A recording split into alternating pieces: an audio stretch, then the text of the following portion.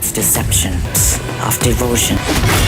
মাতৃত্বকালীন সময়ে বহুল প্রতীক্ষিত টক্সিক সিনেমার কিছু অংশে শুটিং করেছিলেন বলিউড অভিনেত্রী কিয়ারা আদভানি। এক সাক্ষাৎকারে এমনটাই জানান দক্ষিণী তারকা রকিং স্টার যশ। এমনকি সে সময় কিয়ারার দেহরক্ষীর দায়িত্ব পালন করেছিলেন এই অভিনেতা।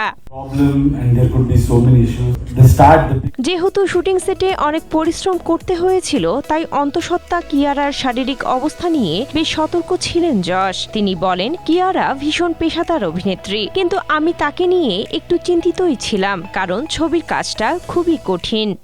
স্ট্রবেরি সুপার ডটেড ও ক্লাসিক ভ্যারিয়েন্ট সেন্সেশন জাগুক শিহরণ। Kiara was so down to earth.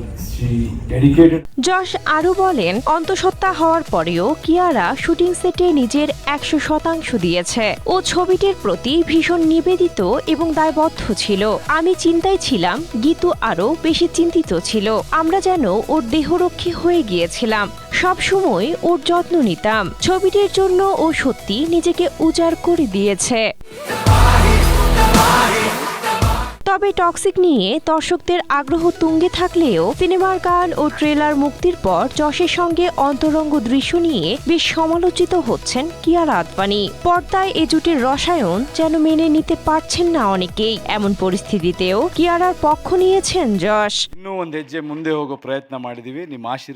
সবকিছু ঠিক থাকলে চলতি বছর 26 আগস্ট মুক্তি পাবে গীতু মোহন দাস পরিচালিত toxic a fairy tales for grown ups. এখন দেখার বিষয় মুক্তির পর প্রেক্ষাগৃহে কতটা ঝড় তুলতে পারে সিনেমাটি।